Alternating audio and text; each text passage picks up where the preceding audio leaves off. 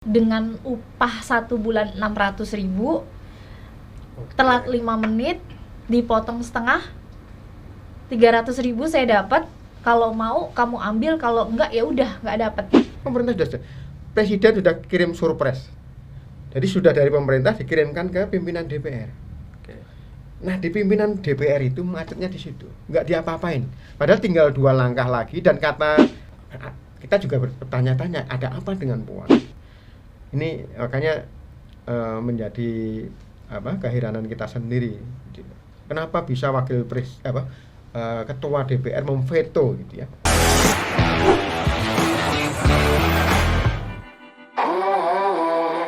Pemirsa setia Gema Pos, salam jumpa.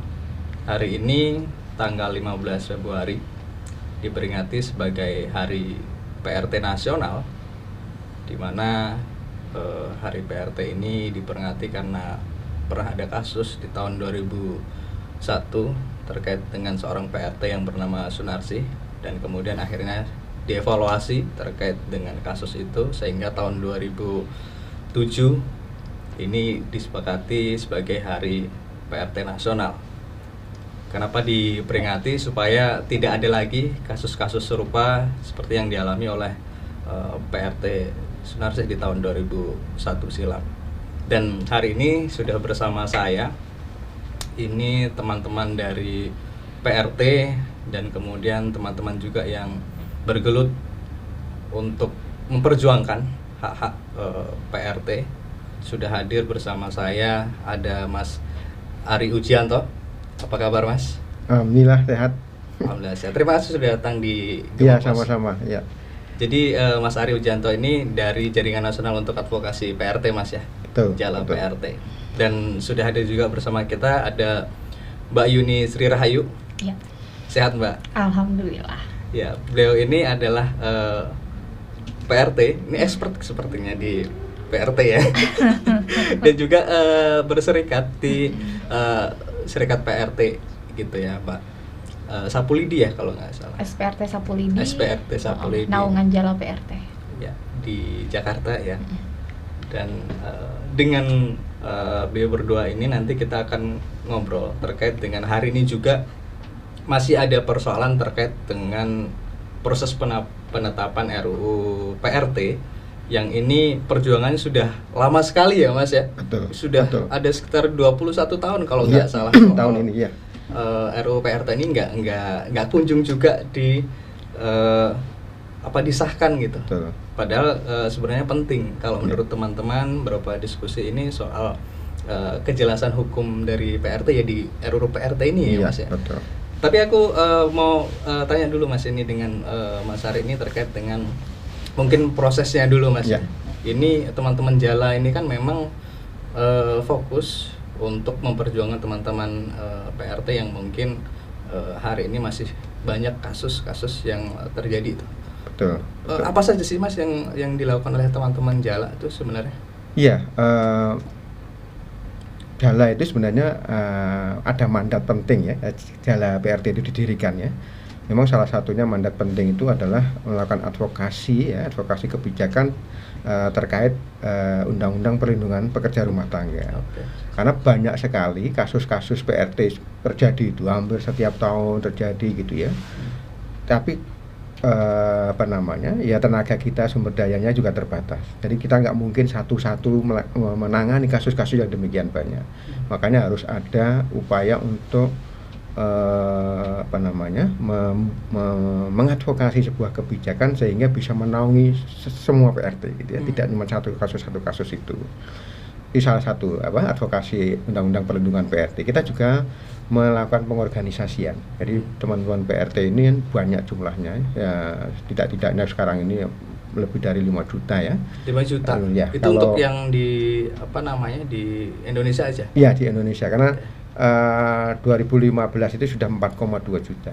Ini tren perkembangan PRT itu semakin meningkat ya dari tahun ke tahun gitu. Kecuali masa pandemi kemarin sempat stagnan begitu ya. Okay. Nah, itu nggak mungkin teman-teman itu berjalan sendiri gitu ya. Makanya perlu mereka berorganisasi, berserikat sehingga bisa memperjuangkan juga hak-hak mereka gitu ya, memperjuangkan hak-hak mereka, mereka bisa memperbaiki kondisi kesejahteraan mereka gitu. Nah itu juga kita dorong ya, dalam PRT melakukan pengorganisasian itu. Tentu saja juga kampanye ke publik, kepada masyarakat bahwa PRT ini bekerja sehingga layak mendapatkan pekerjaan yang layak, mendapatkan hak-hak mereka ya, dihormati hak-hak mereka, tidak yang selama ini terjadi gitu ya, masih terjadi di mana hak mereka nggak dipenuhi, dianggap bukan sebagai pekerjaan ya. Makanya istilahnya masih pembantu atau asisten macam gitu ya, nggak diakui sebagai pekerja. Nah itu juga kita lakukan bahwa mereka bagian dari pekerja yang berhak atas hak-hak mereka sebagai pekerja gitu. Kampanye publik harus kita lakukan soal itu. Oke. Iya.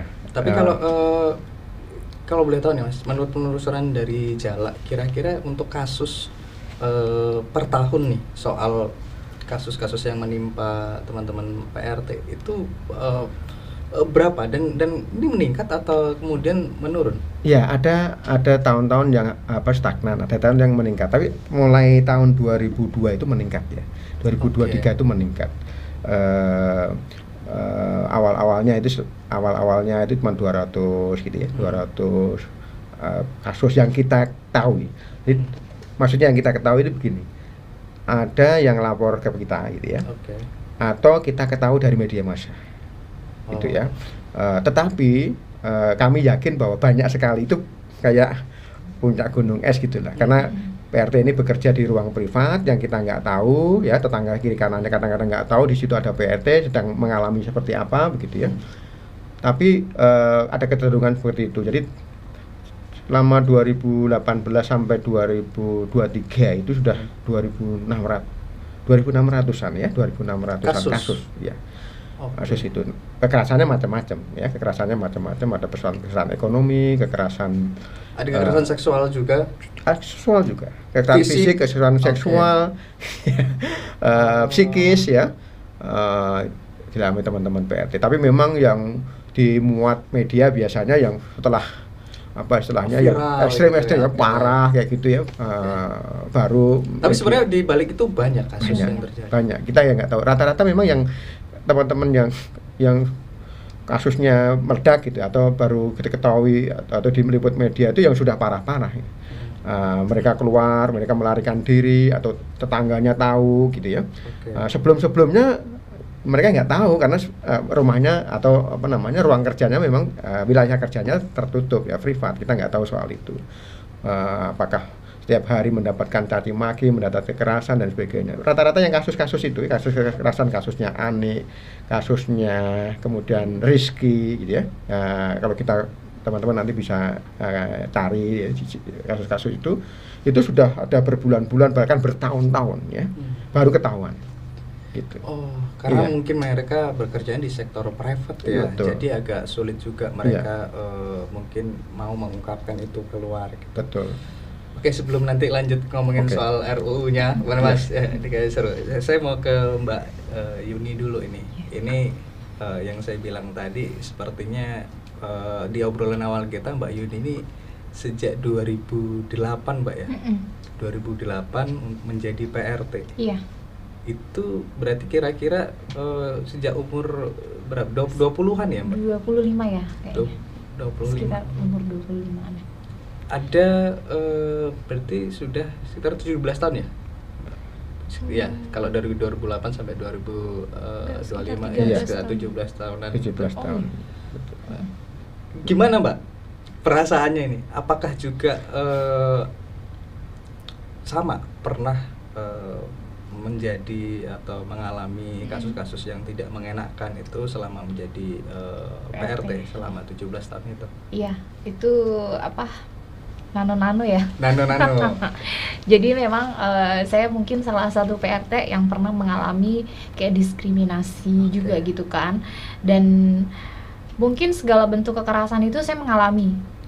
Tapi tidak dengan kekerasan fisik ya, kayak ekonomi juga aku mengalami diskriminasi. Kalau ekonomi itu aku pernah mengalami hanya telat 5 menit tapi langsung dipotong gaji Oh, gitu. oke. Jadi itu pernah mungkin sekitar sebelum aku berorganisasi sih ya gitu. Terus apa namanya, di PHK secara sepihak juga gitu. Dan karena ketahuan berorganisasi itu pernah 2 kali gitu. Oh, berarti karena berserikat, Mm-mm. ikut ngumpul sama teman-teman PRT, majikan tahu terus dipecat. Iya. Jadi karena waktu itu kan saya baru bergabung di organisasi kan lagi seneng-senengnya gitu kan ya, punya banyak temen gitu kan, dan aku pikir dunianya beda gitu kan. Memang bener-bener kita di sini kayaknya wah ini enak banget gitu ya, kita nggak tahu pribadinya majikan gitu. Dan waktu itu dia bilang, kamu setiap weekend kemana? Oh, saya punya banyak teman gitu, kebetulan saya berorganisasi begini-gini. Dia mendukung, oh bagus itu gini-gini, tapi pas besoknya malah oh di PHK gitu. Oke. Dengan alasan katanya suaminya bekerja di Indonesia dan tidak mau berhubungan dengan pemerintah, kata gitu. Ada kayak gitu. Dan diskriminasi juga waktu itu, jemput anak majikan nggak boleh duduk gitu, karena yang padahal itu tempat duduknya itu kosong ya gitu. Aku pikir ya apa salahnya gitu, toh aku juga disuruh sama majikan, tapi di situ dapat diskriminasi dari security di situ, katanya yang duduk di situ harus majikan Orang gitu. tua murid begitu ya. Orang tua murid gitu. Dia juga bilang kalau misalnya PRT apa babysitter pembantu tuh diri tuh di situ dekat pintu gerbang, kayak gitu. oke. Oh ya udah. Terus nggak boleh naik lift bareng sama majikan, itu kita alami juga, banyak kawan-kawan seperti itu gitu. Nggak boleh istilahnya, kadang kan kita kalau kita kerja di apartemen belum waktunya jam kerja, kita istilahnya ngobrol-ngobrol gitu kan gitu. Sebenarnya itu ada tempat untuk kita istilahnya kayak ngobrol, ngopi gitu, tapi ada salah satu majikan yang nggak mau ada PRT di situ, katanya itu mengganggu pemandangan seperti itu gitu. Dan pernah juga saya mengalami pelecehan seksual gitu kan. Jadi ya rasanya gimana ya, tapi sedih sih gitu, apalagi kalau pernah mengalami pelecehan seksual itu. Sampai sekarang pun saya masih trauma ya, kalau saya bekerja terus majikan itu laki-laki atau gimana gitu. Tapi ya mau nggak mau saya harus kerja, karena pekerjaan PRT itu pilihan saya kan gitu. Saya untuk perekonomian saya, buat keluarga saya. Jadi ya saya cuman ya bismillah aja gitu, dan semoga nggak terjadi apa-apa gitu aja. Pada waktu itu, terutama yang tadi yang pelecehan seksual yang dialami, memang apa ya? Itu tahun kapan kira-kira, Mbak? Aku pernah 2 kali mengalami 2 kali? 2 kali itu dengan orang yang berbeda ya gitu. Jadi kayak hanya waktu itu kalau nggak salah aku bekerja di tahun berapa ya, sekitar 2000, sebelum aku berorganisasi ada di 2013 kan ya, mungkin sekitar tahun 2010 itu dengan manajer engineering, ketua. Jadi di salah satu apartemen, jadi majikan aku tuh ngomong, ini ada yang bocor, tolong nanti kamu panggil engineering gitu. Oh ya udah, saya panggil. Nah di situ karena saya pikir engineering kan ya, dia ngobrol ngajak, oh ini mbak, ini enggak ini yang bocor gitu. Itu masih standar kan gitu ngomongnya gitu. Terus aku bilang, iya pak yang ini gitu. Nah dia cuma nanya nama saya, ya saya kasih tahu. Terus nanya saya udah kerja jadi PRT berapa lama gitu. Aku bilang saya di sini baru 3 tahun gitu kan. Udah seperti itu, dia periksa-periksa. Terus saya nggak tahu kalau dia tuh masukin sepatu ke dalam gitu. Jadi terus saya bilang, oh, Pak kenapa itu dimasukin gitu? Nggak apa-apa, soalnya dilihat kamera nggak bagus, alasan dia seperti itu. Nah di saat seperti itu dia ngomong yang istilahnya nggak baik ya gitu. Maksudnya dia ngomong, kamu ini nggak punya keluarga nggak, punya suami nggak? Oh saya bilang saya punya pak gitu. Udah pak kalau kayak gini, saya bilang gitu kan, karena saya juga ada rasa takut. Saya pikir wah ini nggak beres ada gitu. menuju ke sana nih gitu. Gini ini nggak beres. Tadinya sih dia bilang saya pengen tahu kamar-kamar di sini loh, kan yang bocor itu Pak gitu. Kenapa gitu? Iya soalnya biar dilihat ada nggak saluran lainnya gitu. Oh ya udah, akhirnya kan saya tinggal itu untuk ngurus cucian gitu. Tapi dari situ kok dia malah meluk aku dari belakang. Oke. Karena badan aku kan kecil, dia gede, terus ini apaan ya Pak gitu. Saya cuman kayak gitu doang. Nah di situ kebetulan tuh apartemen kan kecil, sebenarnya deket sama dapur, dan saya tuh sebenarnya ngeliat pisau gitu. Itu saya udah mikir ini saya juga masih ada pikiran ini gimana ya caranya kalau misalnya aku tusuk dia, aku masuk penjara, aku bilang gitu. Dan iya kalau dia yang ketusuk kalau aku gitu. Terus nah itu aku ada di lantai, kalau nggak salah lantai 7 atau 8 gitu. Saya pikir kalau saya lompat, saya nyawa saya terancam gitu kan. Sampai kepikiran mau lompat. Iya, karena kan kita takut gitu. Tapi terus aku gini, Pak jangan kayak gini caranya gitu, nggak apa-apa kata dia gitu. Dan terus saya kan berontak, udah gitu saya lari ke dapur tuh. Saya pikir emang di situ ada pisau kan, malah dia menunjukkan alat vitalnya. Terus aku giniin aja, oke Pak jangan di sini, aku bilang gitu. Karena saya takut dan saya gemeteran juga kan saat itu, karena majikan saya sebentar lagi datang. Saya gituin langsung di situ. Dia bilang oh ya udah, dia ngasih nomor telepon, nanti kamu telepon saya. Iya. Terus tadinya saya buang kan, dia tahu gini, berapa nomor telepon kamu? Oh saya nggak ada nomor telepon, kamu jangan bohong kata dia gitu. Sebenarnya saya diancam juga gitu. Terus ya udah saya kasihkan, ya udah. Terus yang penting dia pergi dulu. Nah di situ tuh saya gemeteran gimana gitu. Terus saya turun, di lift pun saya bingung kan. Dan di situ ada resepsionis. Saya cuma nanya, Pak kenal nggak sama yang namanya waktu itu siapa namanya? Oh iya, yang engineering itu kan. Gitu. Aku lupa waktu itu kan. Terus kenapa Mbak gitu? Enggak kenapa-napa. Terus mungkin dia tahu kalau saya tuh ada rasa takut. Kenapa Mbak, ngomong aja gitu. Kayak katanya dia gitu kan. Enggak sih, enggak ada apa-apa. Enggak, udah ngomong aja, kamu kenapa gitu. Kok muka kamu kayak ketakutan gitu. Oh dia begini-begini, saya ceritain. Oh nanti saya kasih tahu deh kepalanya lagi gitu. Kepala dari engineering-nya lagi, mungkin atasannya gitu. Oh ya udah makasih ya kalau kayak gitu. Ya udah Mbak gitu, nanti saya kasih tahu dia orangnya gitu. Tapi besoknya aku datang, resepsionis itu udah nggak pernah kerja. Aku nggak tahu ya. Dan di situ tuh aku setiap kerja itu rasa takut, was-was ya. Jadi kalau aku masuk lift, takut ada dia gitu, takut ada dia. Karena sebelumnya juga dia ngancam, dia bilang kok nggak telepon. Nah terus saya bilang, apa saya kerja PRT, saya bukan kerja kayak gitu. Emang Bapak mau saya aduin? Kamu aduin aja, nggak apa-apa. Nanti saya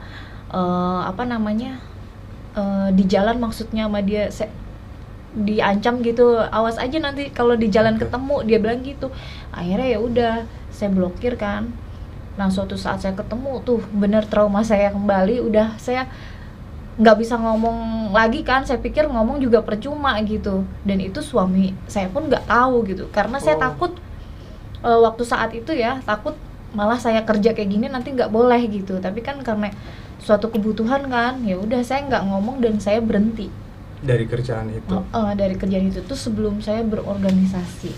Berarti waktu itu Mbaknya sudah punya suami, ada anak juga? Ada, waktu itu saya belum pisah dengan suami saya gitu kan. Nah itu juga ada anak juga gitu. Akhirnya ya udahlah. Terus kasusnya setelah itu Mbak melakukan laporan atau apa? Nggak ada, karena kita belum kenal sama organisasi. Jadi makanya nggak tahu ya, nggak paham. Dari situ. Dan aku pernah istilahnya kekerasan ekonomi pun yang dengan upah 1 bulan 600.000, telat 5 menit dipotong setengah, 300.000 saya dapat. Kalau mau kamu ambil, kalau enggak ya udah nggak dapat. Itu pun aku berpikir, masa harus lapor polisi dengan uang 600.000, apalagi kita PRT gitu kan. Ya gimana, cuman bisa ya udahlah gitu. Akhirnya dari kekerasan yang saya dapat, saya ketemu temen ngajak saya gabung yuk di sini nanti nggak apa-apa, lu punya banyak cerita kasus gini, ntar kalau ini didampingi kalau ada kasus. Wah kupikir wah ini emang bagus nih buat saya gitu kan, karena emang saya ngalamin itu gitu. Ya udah saya masuk. Dari situ saya ya berorganisasi sih nggak menjamin kita akan nggak kena kasus ya, tapi setidaknya kita bisa punya kayak penjagaan gitu, kita harus kayak gimana gitu loh, kayak gitu sih. Jadi ya dari situ ya saya bisa paham gitu, dan ya lebih baik lah kerja saya juga gitu. Jadi nggak asal saya kerja dapat uang, enggak. Jadi dari organisasi juga saya bisa belajar bernegosiasi sama majikan gitu. Oke. Ini agak sedih Mas ya dengarnya ya. Bagaimana dan mungkin ini tidak hanya dialami ya oleh Mbak Ayuni aja, banyak kawan-kawan PRT yang mengalami gitu. Dan mungkin dari teman-teman Jala kan juga melakukan advokasi yang begini gitu. Betul. Dan apa ini menjadi urgensi kemudian RUU PRT itu memang harus ada gitu, Mas? Iya, itu salah satunya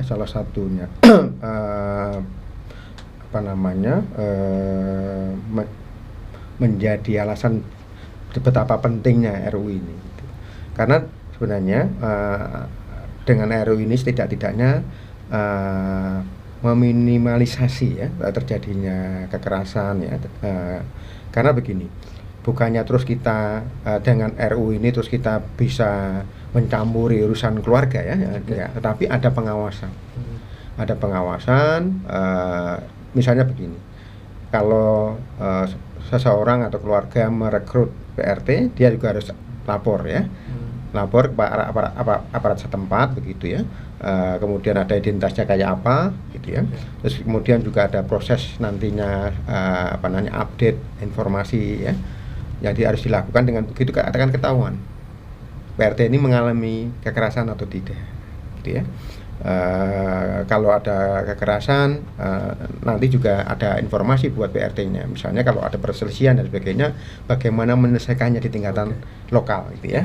Tadi kan Mbak Yuni juga merasa nggak tahu nih harus ngapain, padahal dia sudah melakukan itu. Betul. Makanya butuh edukasi ya. Betul. Ya butuh edukasi, juga butuh peran negara untuk itu.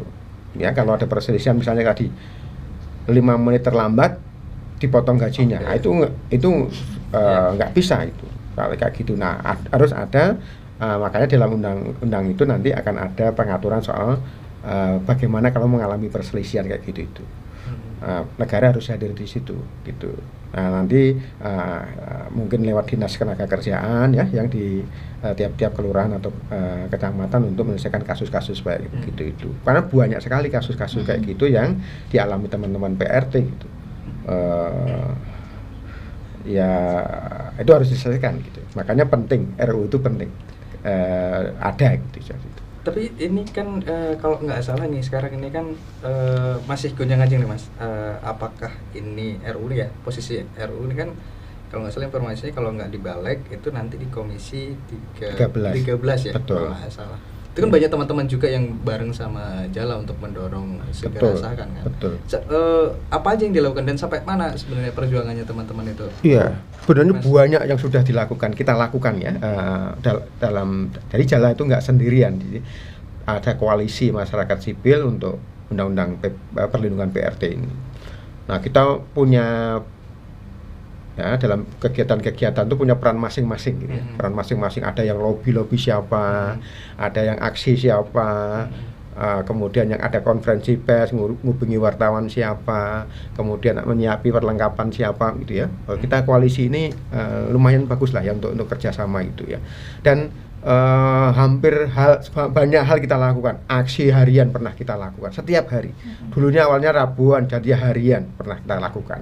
Kemudian konferensi pers, diskusi, webinar, lobby mulai dari presiden lewat kantor staf presiden, lobby ketemu dengan wakil presiden, ketemu lembaga kementerian terkait ya, dari Menteri Hukum dan HAM, kemudian Menteri Ketenagakerjaan dan sebagainya ya, ke kampus-kampus minta dukungan, ke lembaga ormas-ormas besar keagamaan. Kita mendapatkan dukungan hampir semuanya ormas keagamaan, dari NU, dari Muhammadiyah, dari KWI, PGI, kemudian teman-teman dari Buddhis, kemudian penghayat ya itu ya. Bahkan NU mendukung kita itu sampai misalnya di Muktamar Lampung itu ada 2 komisi ngomongin soal undang-undang perlindungan PRT, komisi Basul Masail dan komisi rekomendasi gitu. Bisa dikatakan hampir semuanya kelompok-kelompok masyarakat ini mendukung ini gitu loh. Sepakat, tapi kemudian kok enggak diketok-ketok? Itu yang membuat kita juga bingung. Ini pimpinan di DPR, khususnya pimpinan di DPR, karena waktu itu periode 2019-2024 itu di tingkatan badan legislasi itu sudah selesai. Ya, walaupun memang ada 2 fraksi yang gampangannya menolak gitu ya. Tapi 7 fraksi yang lainnya mendukung begitu. Nah, tapi karena persoalannya 2 fraksi ini punya kekuatan di pimpinan gitu ya. Jadi tidak diagendakan di dalam rapat Bamus dan rapat paripurna untuk ke tahap selanjutnya. Padahal presiden atau pemerintah sudah istilahnya ya memberikan dim ya. Biasanya kan kalau jadi ketika balik sudah selesai, ada rapat paripurna disepakati RUU PPRT itu sebagai RUU inisiatif DPR. Itu sudah tahun 2023 itu bulan Maret ya 2023 itu. Kemudian diserahkan kepada pemerintah. Kementerian yang terkait itu istilahnya ya ngulik satu persatu pasal gitu ya. Terus memberikan inventarisasi masalah, tambahan di mana atau yang dikurangi di mana, ada masalah di mana. Itu juga sudah selesai. Pemerintah sudah selesai. Presiden sudah kirim surpres.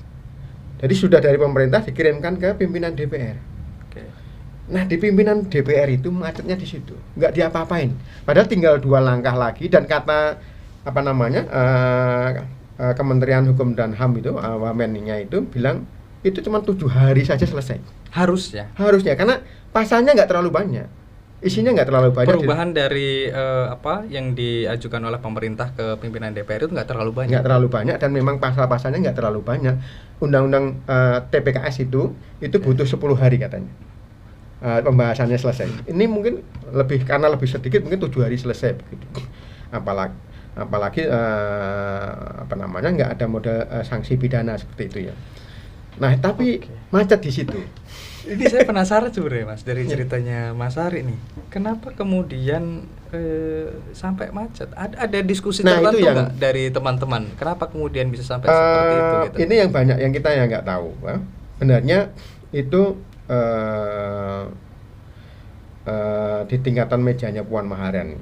Jadi Ketua DPR. Ketua DPR itu memang nggak diapa-apain dari situ. Kita dapat informasi bahwa pimpinan-pimpinan yang lain itu juga tidak tahu. Setelah dari mejanya itu nggak disposisi kemana-mana gitu. Nah, kita juga bertanya-tanya ada apa dengan Puan. Makanya ada film yang dibuat kawan-kawan itu mengejar Mbak Puan itu, ada apa? Apakah ini persoalan politik? Apakah ini persoalan non politik atau persoalan apa? Apakah misalnya PDI merasa tersinggung? Dulu kan awal-awal yang ngelit RU ini memang PDI. Lewat dulu kan lewatnya Komisi 9 ya. Itu teman-teman dari PDI yang ngelit itu. Tapi 2019 itu bukan PDIP. Kita langsung ke balik itu ke kawan-kawan Nasdem yang ngusungnya itu. Kawan-kawan Nasdem, apakah persoalan itu mereka tersinggung karena panggungnya hilang gitu ya. Tapi sebenarnya di dalam PDIP pun terbelah untuk RU ini. Jadi tidak semuanya menolak. Bahkan DPP PDIP pernah mengundang Jala PRT untuk FGD soal RU ini. Secara khusus sebagai partai pemenang di legislatif. Betul. Mereka memang punya power yang kuat ya. Karena waktu itu mereka masih punya sebelum pecah kongsi Jokowi dengan PDIP ya. Mereka merasa bahwa bisa kuasa di situ. Tapi ya sampai begitu. Jadi kita herannya di situ, semua lapisan sudah mendukung ini gitu ya, semua lapisan baik masyarakat, pemerintah juga sudah oke gitu ya, kementerian kelembagaan juga oke, presiden oke, wakil presiden oke gitu. Ini makanya menjadi keheranan kita sendiri gitu. Kenapa bisa ketua DPR memveto gitu ya, gampangannya ya, belum diposisikan. iya, nggak melanjutkan itu gitu. Oke, ini agak mungkin bertanya-tanya juga ini di pemirsa juga, kenapa kemudian udah sampai di situ? Iya. Dan tadi memang ini sebenarnya dengan posisi masalah PRT harusnya memang segera nih, entah dia beda pandangan, beda kepentingan politik ya, tapi ini kan soal kepentingan PRT. Betul. Sampai kemudian tadi mungkin Mbak Yuni dan teman-teman kan memilih berserikat untuk mengamankan diri kan begitu. Karena sebenarnya kan ada pemerintah nih yang harusnya mengamankan kan gitu. Betul. Dan saya tadi waktu di awal juga dengar apa yang disampaikan oleh Mbak Yuni sebelum podcast ini. Hari ini ternyata Mbak Yuni mengerjakan 4 pintu. Apa istilahnya? Apa sih istilahnya itu, Mbak? Oh, itu apa? Saya pekerja PRT part-time. Part-time. Jadi bosnya atau majikannya itu sekarang ada 4. Ada 4. Ya, ada 4 majikan saya gitu. Jadi saya memilih part-time. Waktunya kan ya kita yang itu sih yang kayak gimana ya, kita yang milih. Tapi itu juga dari awal sih negosiasi sama majikan gitu. Berarti gitu. 4 jam 4 pintu itu Mbak biasanya berapa jam di sananya? Kebetulan saya lebih memilih cleaning ya gitu. Jadi di situ tugas saya itu membersihkan semua rumah, kamar gitu ya, kamar tamu, kamar mandi gitu, kalau cuci piring gitu, dan pakaian. Tapi kebetulan ini di 4 pintu ini memang kan schedule dari majikan pemberi kerja itu beda-beda. Ada yang mereka hanya bilang kamu kerjanya hanya cleaning dan setrika, atau kamu cleaning, cuci piring, setrika gitu. Nah, beda-beda, dan kebetulan saya juga nggak semua 4 pintu ini setiap hari. Jadi ada yang seminggu 2 kali, ada yang seminggu 3 kali gitu, dan ada yang ini setiap hari gitu, kayak gitu. Kenapa milih yang part time, Mbak? Kenapa nggak yang satu aja gitu kan? Maksudnya live in di situ kan lebih semisal pasti kalau part time kan ada ongkosnya ya, betul. Kenapa milih part time? Kebetulan kan saat aku 2008 itu waktu itu masih ada suami ya gitu, dan di sekitar 2012 itu kan aku pisah sama suami, jadi aku harus kerja dan aku ada anak gitu. Jadi aku ada anak tiga anak, ada 3 anak gitu. Nah itu aku berpikir part time karena salah satu kan anak-anak aku juga harus ada yang ngeliatin, ngejagain gitu. Dan waktu itu juga berpikir kalau nanti ada urusan sekolah bingung juga.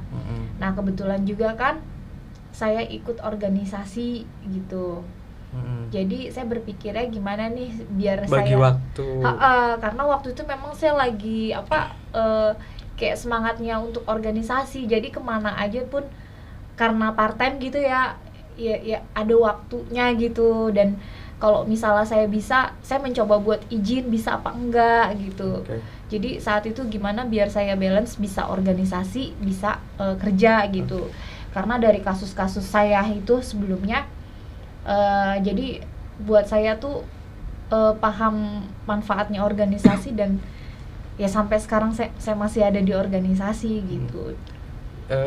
Pemirsa, Mbak Yuni ini keren loh. Dia punya anak 3, part time-nya 4 pintu, terus masih organisasi. Dan saya dengar Mbak Yuni juga sering bantu mengadvokasi teman-teman PRT yang juga punya kasus yang sama. Iya. Mendampingi.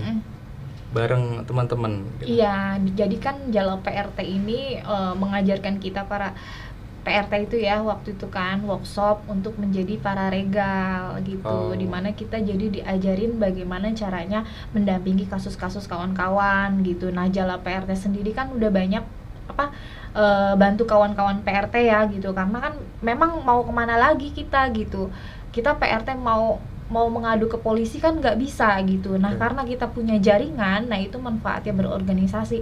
Banyak kawan-kawan yang misalnya di PHK sepihak, yang dituduh mencuri atau tidak dikasih gaji sama majikan gitu, mereka melapor ke Jala PRT gitu. Nah, dari ada beberapa kawan PRT yang menjadi pararegal itu, yang tugasnya itu mendampingi gitu ya istilahnya kita juga memberi peran sama kawan-kawan yang punya kasus gitu kan, gimana menghadapi kasusnya dan apa yang harus kita kumpulkan gitu kan, dokumen-dokumen apa gitu.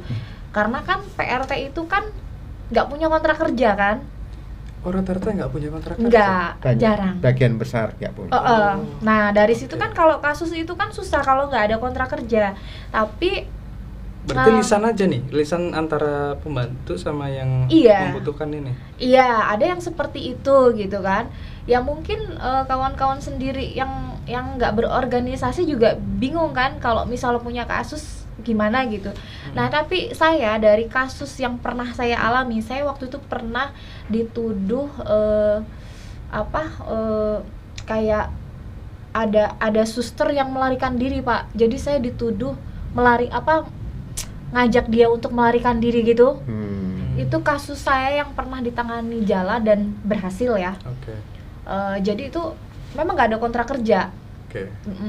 Tapi dari saya berorganisasi, apa nih yang harus saya butuhkan? Untungnya kan kalau dalam menangani kasus itu kan harus ada bukti ya, karena kita nggak punya kontrak kerja. Jadi bukti chat dari majikan awal dia menuduh, pembicaraannya apa gitu, dan tuntutan dia apa, tuntutan kita apa, itu saya jadikan bukti ke pengacara yang dipilih Jala gitu. Jadi kawan-kawan juga seperti itu gitu. Ada yang memang punya kontrak kerja, ada yang tidak gitu. Jadi kita sama-sama gimana caranya nih gitu. Karena banyak kawan-kawan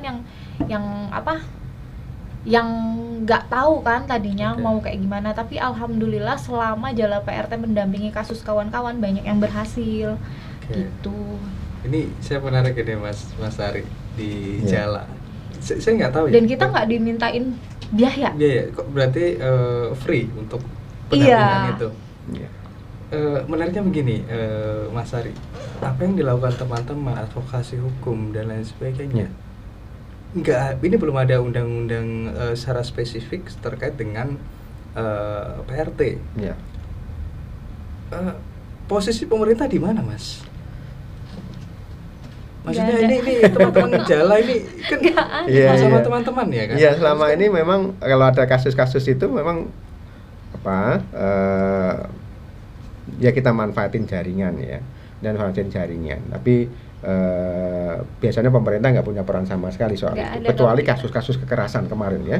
Kasus yang ada kekerasan itu misalnya pemerintah ada kalau kasusnya sudah di media. Iya, sudah rame gitu ya, sudah rame, ada bantuan kayak gitu ya.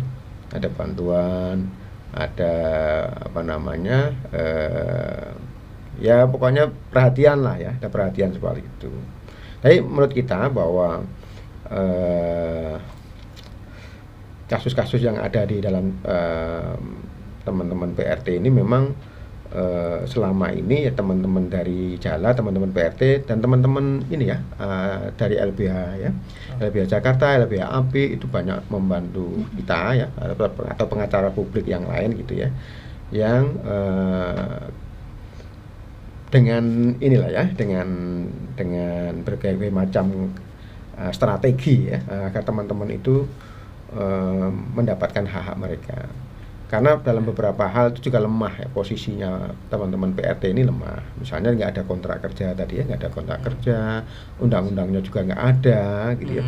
Bagaimana misalnya dasar hukumnya teman-teman PRT itu menuntut di mana kayak gitu, itu kan pinter-pinter memanfaatkan aturan-aturan yang ada selama ini, pinter-pinter melakukan negosiasi, melakukan somasi dan sebagainya gitu. Nah itu yang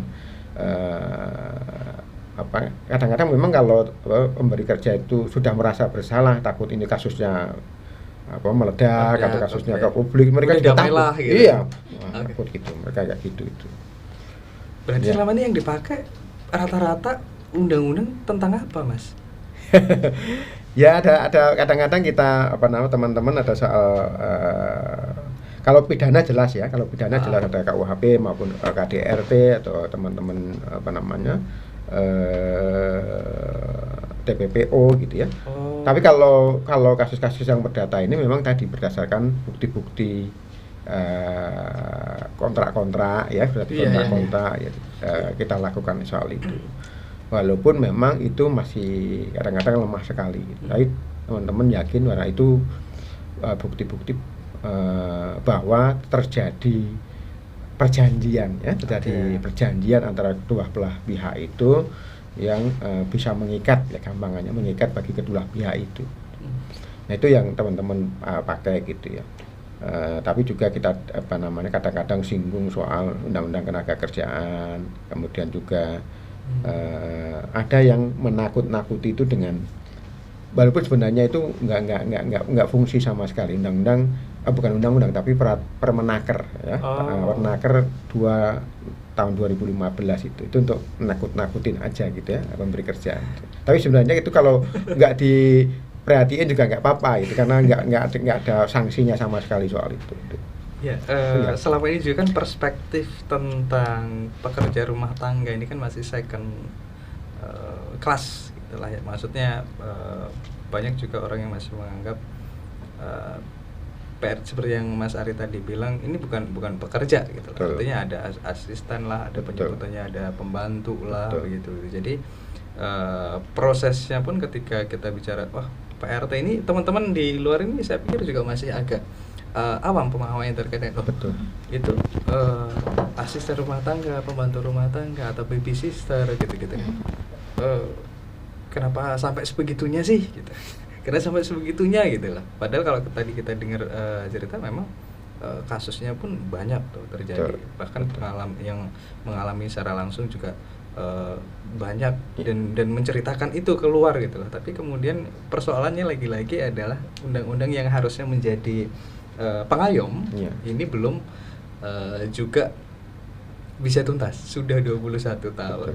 Nah, ini mungkin saya pikir jadi perhatian kita bersama lah, tidak hanya teman-teman Jala dan lainnya atau kemudian teman-teman PRT yang kadang membutuhkan juga PRT ini harus punya ya legowo dikit lah gitu, untuk kesejahteraan sama-sama gitu. Kita dibantu, kita juga ya bantu juga dong kan gitu.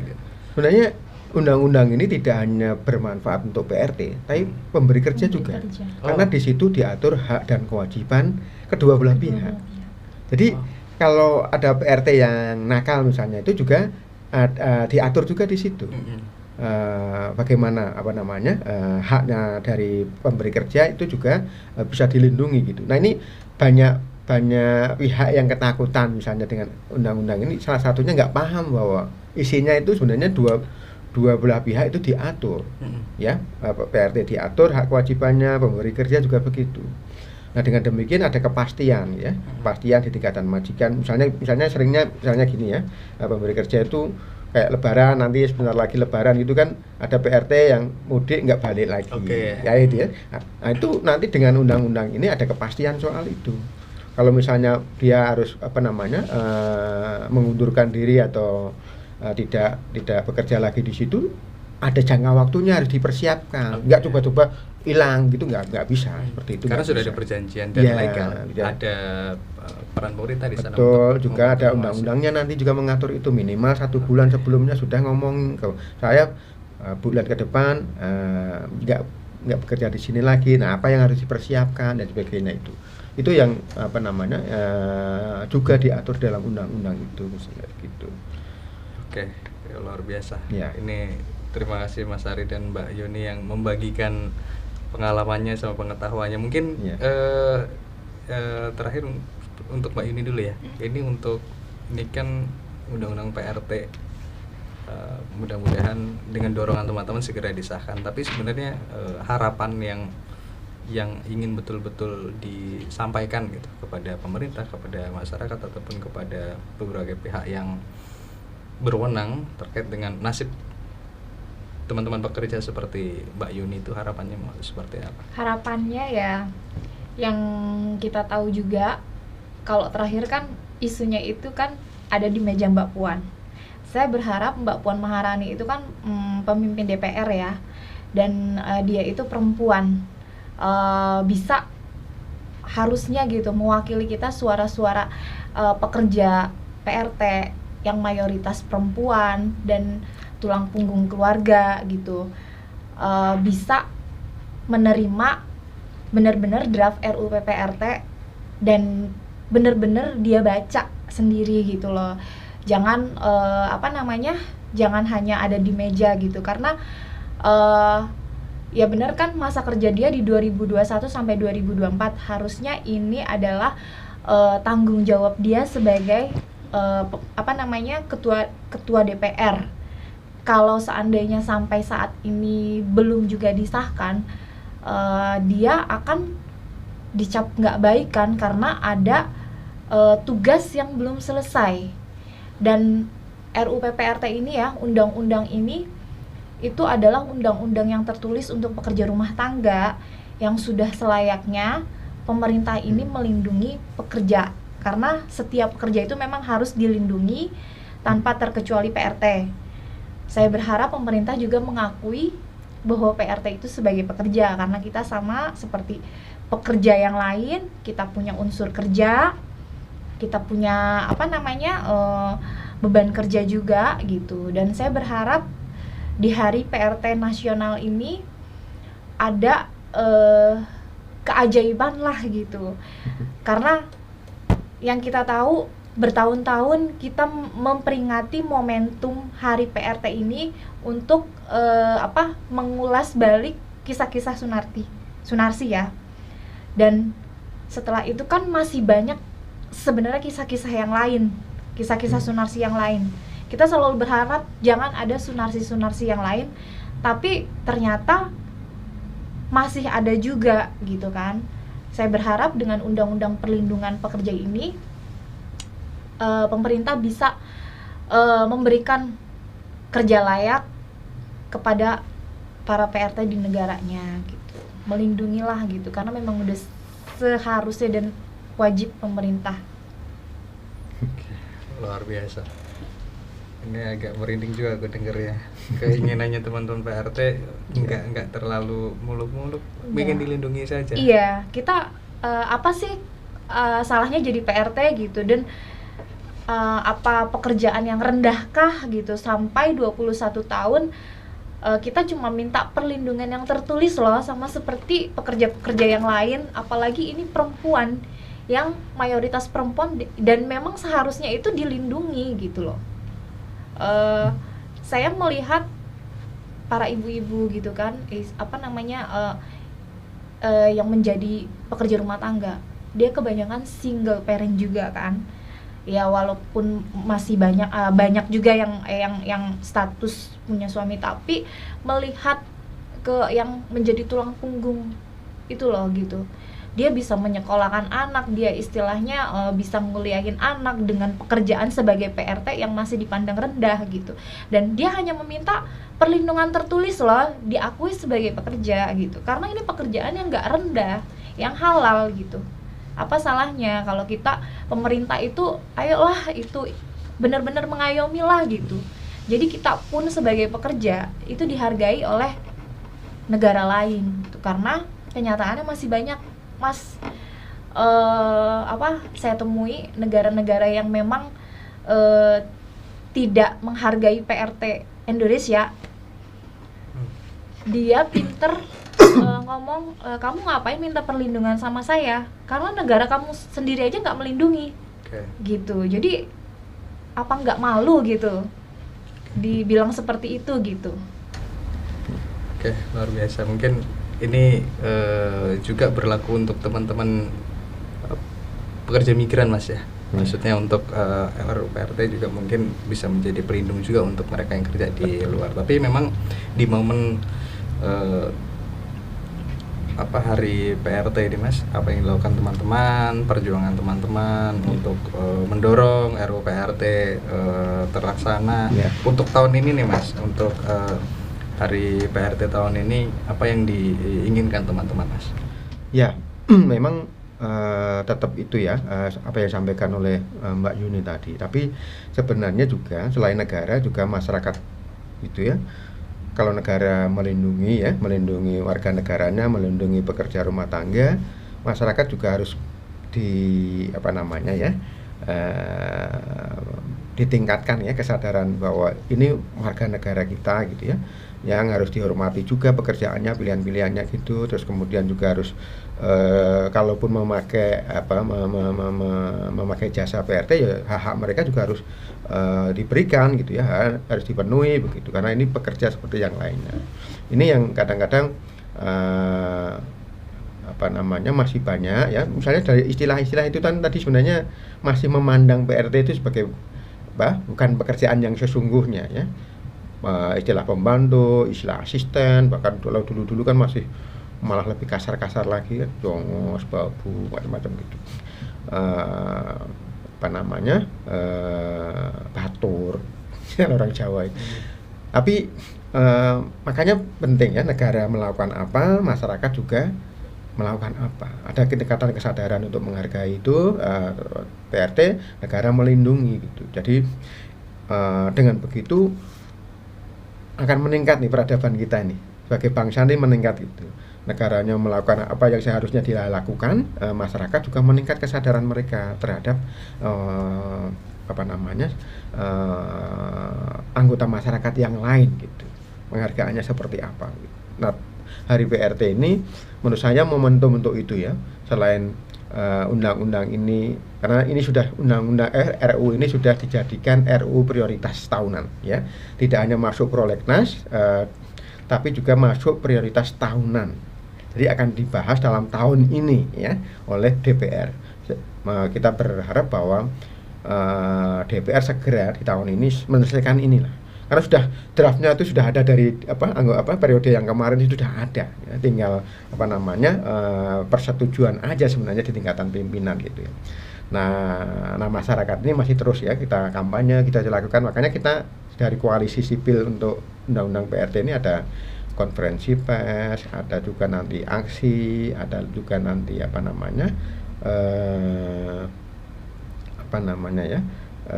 kampanye publik gitu ya, kita lakukan soal itu gitu Mas. Oke, ini tetap semangat untuk teman-teman sampai RU-nya dilaksanakan dan sampai PRT-nya itu mendapatkan kesejahteraan yang layak gitu. Terima kasih juga Mbak Yuni, ini sukses juga untuk studinya, katanya lagi masih kuliah ya. Iya, alhamdulillah. Oke, terima kasih sekali lagi Mas, sama-sama ya. Pemirsa setia Kewapas, demikian diskusi kami dengan Mas Ari dan Mbak Yuni terkait dengan RUU PRT dan hari PRT nasional 2025. Semoga apa yang diharapkan tadi yang disampaikan Mbak Yuni dan Mas Ari ini bisa terwujud untuk tahun ini. Undang-undangnya disahkan, terus kemudian perlindungan akhirnya untuk PRT diperkuat, dan nggak ada lagi yang namanya sunarsi-sunarsi yang lain di kedepannya. Terus dukung kami dengan like, komen, dan subscribe. Terima kasih sekali lagi, sampai jumpa. Terima kasih Mas. Terima kasih. Iya.